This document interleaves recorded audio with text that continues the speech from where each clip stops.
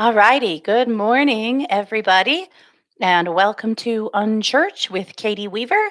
This is Katie. It is the 16th of February at 9 a.m. Pacific time, and I want to welcome you to our spiritual gathering. I hope you've had a nice week. It has been Valentine's week, which, some people love, some people hate, some people just flat out ignore. So, whatever you did, I hope it was the right thing for you and that you're great with it. It is a lovely, I don't know, like 28 degrees at my house and snowing per normal. And it's beautiful outside. I'll give you that. However, I'm definitely ready to see the snow go away, but at least it's gorgeous outside. So silver linings, right? I hope that you guys have had a good week. As always, the purpose of this broadcast is to bring about a great conversation, to talk about things that are meaningful, to give you some sort of spiritual upliftment and edification for the week, just to get you going. One thing in the spiritual community, many of us, gave up organized religion a long time ago, which is fine. But every once in a while, it's nice to gather, and share some good news, some good information, share some love, right? So that's what we are doing this morning. That's the goal. This broadcast will last about 20 minutes, no longer. That's one complaint of church that most people have. It's too damn long. So at Unchurch, we don't go too long. That's just how it is, right? Okay. All righty. So I would like to move forward with our topic. I do want you to know that I'm live streaming this event from Facebook Live as well as from YouTube Live. And so you can find it on YouTube at Domestic Mystic or Katie Weaver Domestic Mystic, and you can find it on Facebook at Katie Weaver Domestic Mystic. So if one is problematic, the other one should hopefully be okay. So, technology failed us hardcore last week, but so far so good. So I think we'll be okay. What I wanted to talk about this week, and I am keeping an eye, by the way, on both comment threads. So if you have a comment you want to add to the conversation, please do so. This doesn't have to just be me. But what I want to talk about this week is having conversations with people who have differing views and opinions, having difficult conversations, having conversations in general that don't devolve into name calling and head shaking and somebody unfriending another or storming out of the room, right? We have somehow found ourselves in a culture that has taught us A, it's not okay or polite to discuss politics or religion. I disagree. I think we have to. I think that we have been told to avoid conversations that are tricky, to keep the peace perhaps, but also that keeps us divided. It keeps us apart. Because whether you are from, a Southern Baptist walk of life or an atheist walk of life, whether you're a Republican or a dyed in the wool Democrat, whether you are from one culture or another, we are all one in so many ways. And yet, as of late, we have found ourselves to be wildly divided, and we have to do better. But in order to do better, we have to learn how to do better because we've lost it, right? In so many ways, we've lost the ability to have difficult conversations, and it can't keep going on. We have to figure it out. The answer is not just don't talk to those people. It isn't. And you know why? Because we are not coming together. We are allowing ourselves to be divided. And I'll tell you something. It is my true and fervent belief that the powers that be would like us to be divided. We are way easier to control when we're so busy fighting each other that we're not paying any attention to what is actually going on around us. And we fall for it all the time. So we have to start doing better. Online conversations are one thing. One thing we learned at the onset of the internet, how many some years ago now, I think the internet really started taking off. I know it's hard to even say it in those terms. But when I was in my mid-teens, and by the time I was married, it was becoming way more important for everyone to have a computer. And that's about the time we all started getting cell phones, that later we all got smartphones and so on and so forth. We haven't done a good job with internet connections. One thing we learned quickly is it's easy to get on the internet and talk shit. It's easy to sit behind a keyboard and say things that you would never say to somebody's face. It's easy to troll. It's easy to make people mad. It's easy to get mad and get offended. To what end? Right? But we have a lot of it. But I think it's a lot because of that we have now found ourselves devolving into a place where we don't know how to have civil conversations. More and more, you hear about people, having terrible, confrontations with people in person as well as online that are senseless. And so, how do we not do that? Beyond that, the bigger one for me is people who should love each other and do, by some accounts, love each other, avoiding each other because you have different beliefs and opinions. And that to me is really, really sad. Family members that no longer speak because one supports something that the other one does not. Best friends who are no longer friends because one has opinions about something and the other does not. How have we gotten here? I mean, yeah, I think the internet was a part of it because it changed interpersonal communication a lot. I think that politically, the last 10 years or so, we have allowed our lawmakers to become more and more and more vicious and vile. And we have just fallen into the trap. We've followed suit. I think that in lots of ways, it is the human condition to want to be on a side. And it feels good to be on a side that you deem to be the winning side. So we're picking teams, right? And the team we pick, then we feel like we have to defend ferociously, whether it makes any sense or not. We have to do better. This is crazy. It's crazy. So, how do we do better? How do we do better? Because it is rough out there, and it is sometimes hard to sit down with somebody who has very different beliefs from you without finding yourself triggered. But that's how we become the grown up in the room, right? The person who can have challenging conversations or that maybe turn into fascinating conversations, right? So I have a few thoughts on that. The first is that you recognize that what is happening here is based on fear. It is fear based emotions that separate us. It is fear based emotions that make us think that we have to protect ourselves. That's why our egos jump up with our hammers, and want to beat down people who are different from us. We don't have to do that. We're safe. And it's safe to be different, but it's also safe to allow other people to be different. But I think recognizing that, taking one big step backwards, looking at the situations that we're finding ourselves in, the conversations, the confrontations, and recognizing how much of that is based in fear. Now, I might not be able to do a lot about someone else's fear, but I can do plenty about my own and get very real about how does this truly affect me? Is there anything I need to do about it? And why do I feel like I need to defend so hardcore? Right? Maybe you do, you know? But at the same time, maybe you'll run people right out of your life or allow yourself to be run right out of other people's lives that you are missing out on something rich and something wonderful. So, recognizing the fear based emotions, I think, is key.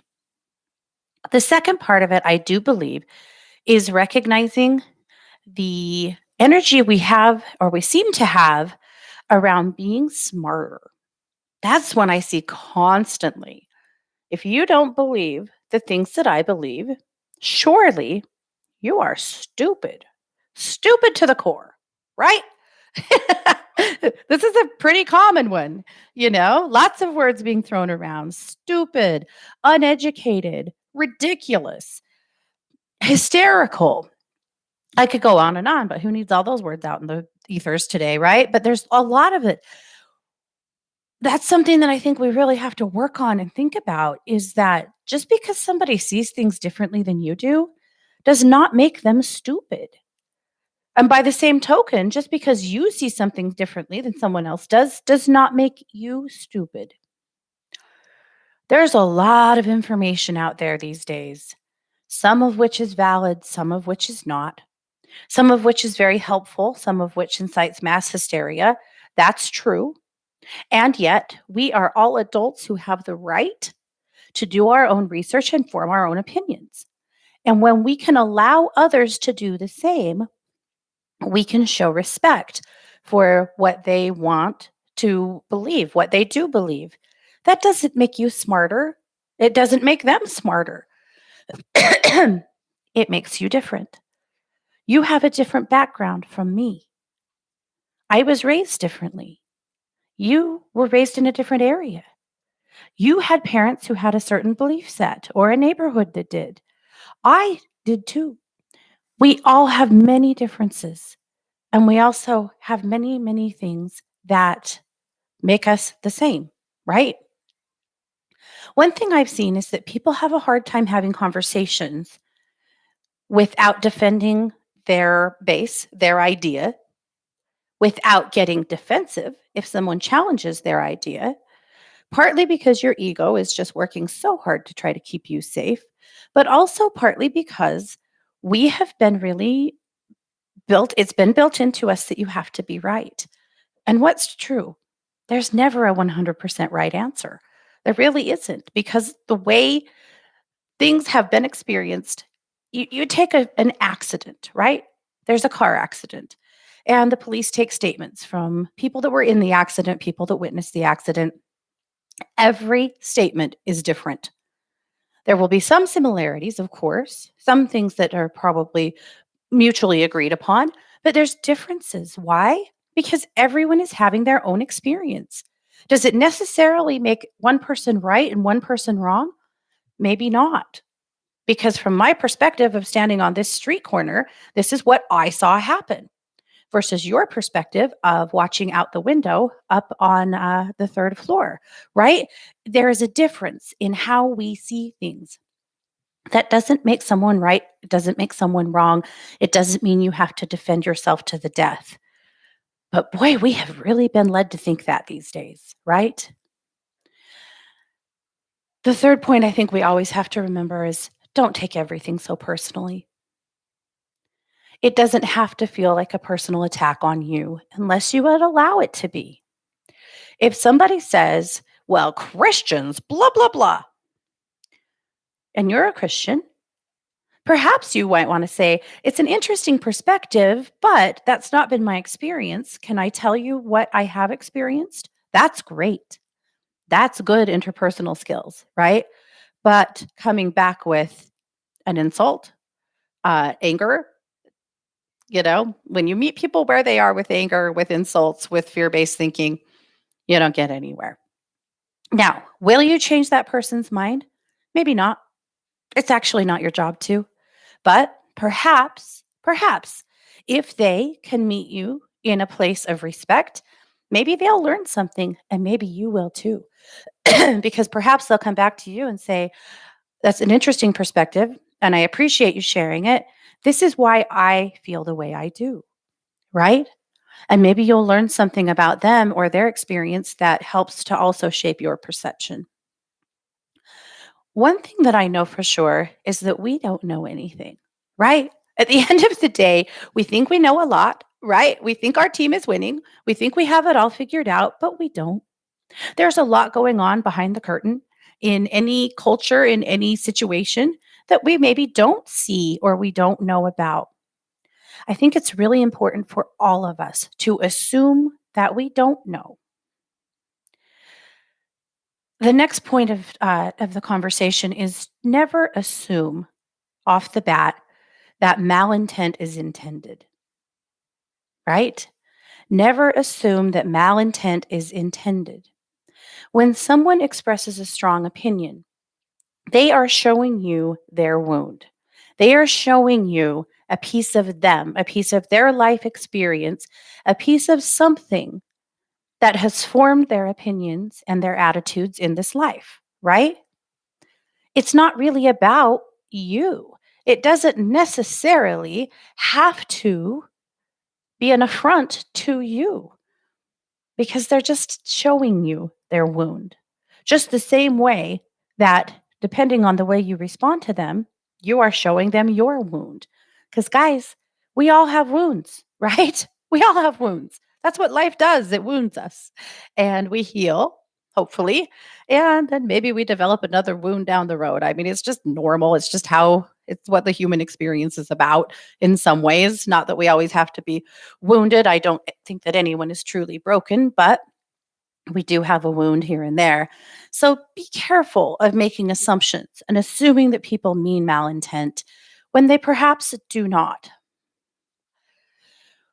One thing that I think people struggle with is having a conversation with someone with differing beliefs and not knowing how to hear them, respect them without agreeing with them.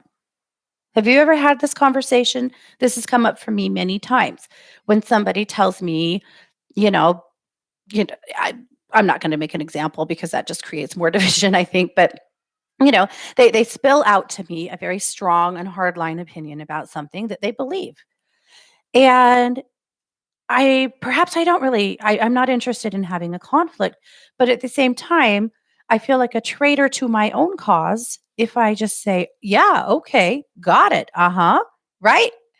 That's really hard. That's one that I think is one of the reasons we end up very divided in our and one of the reasons I think that we have been told to avoid hard conversations because we've lost the interpersonal skill of hearing differing opinions and beliefs and responding to them without having to agree with them. I think on the flip side, we have somehow lost the ability to have conversations that are interesting, that are controversial, that are full of growth without forcing the other side to accept our belief, right? Newsflash, no one has to. It's not an affront to you, it's not an insult, right? In itself. I mean, we're seeing lots of insults thrown these days too. So I'm not going to go totally there, but truly, it doesn't have to be an affront to you. So, how do you listen? How do you have meaningful conversation when the things that somebody is saying are very foreign to what you believe? You don't have to agree. But I like phrases like, that's interesting. I would love to know where the basis of this conclusion came from.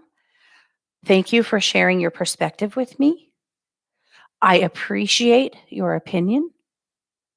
There's a lot of things that can be said without having to say, uh huh, right, got it, right? Or I agree. You don't have to agree. And you can even say, it's not really the way I see it, but I appreciate your opinion. And I love hearing perspectives of other people. If we could all really learn how to love the perspective of other people, we wouldn't be in this position. We would be able to have interesting conversations that don't have to be difficult conversations, right?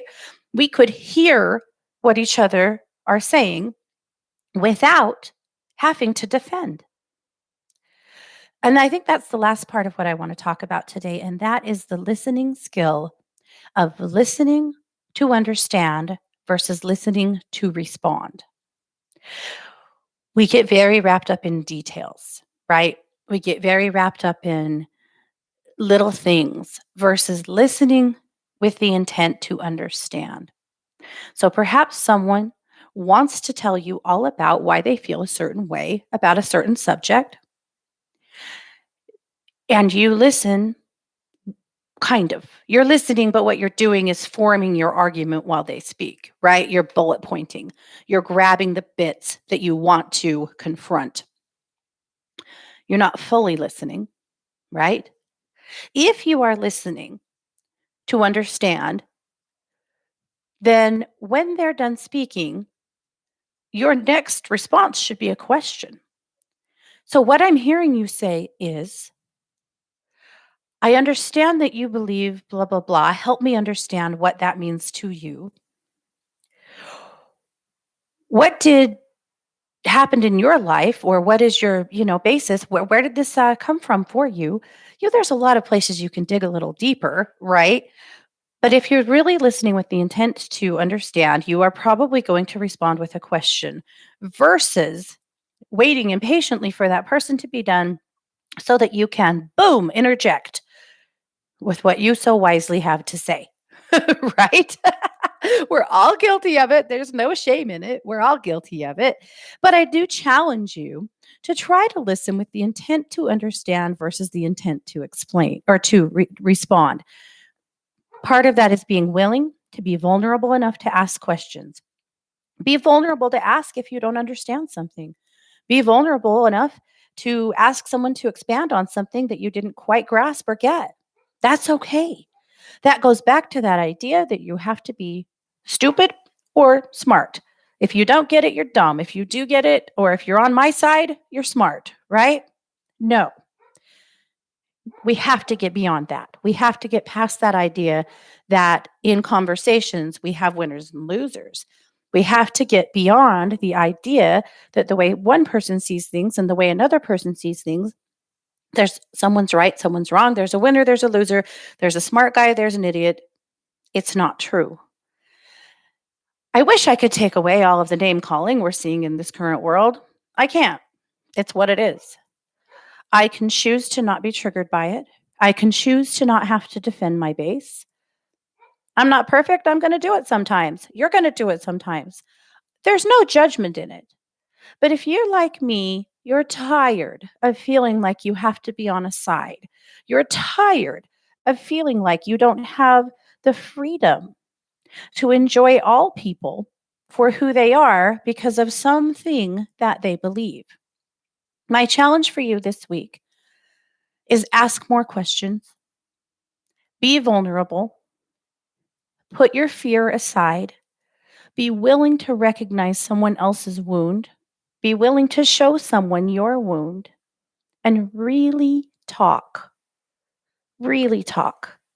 One thing that I feel like is useful is bringing a conversation aside. If there is a conversation perhaps going on in a thread or a group, that you take it aside and say, "Hey, I am interested to hear what more about what you have to say if you are," right? This theory doesn't work with everybody, right? It doesn't. And there are some that you're just not going to get through to, and if that's the case, keep walking. It doesn't mean that you have to put up with abuse. It doesn't mean that you have to allow other people to be rude and unkind to you. It doesn't. But thicken up your skin a little bit, right? It seems as if we are all these days looking for a reason to be mad and looking for a reason to be heard. So thicken up your skin a little bit. Recognize that it's not about you and that no one's intent at this point is truly to hurt you. It is to take care of themselves. That's what everyone's trying to do.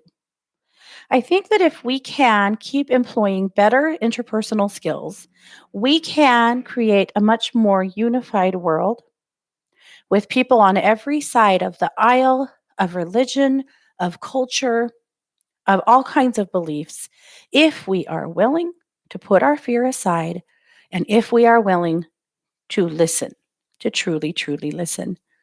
So that's what I have to say about that today. I really appreciate you guys for joining me this morning. I hope that you have a lovely rest of your day.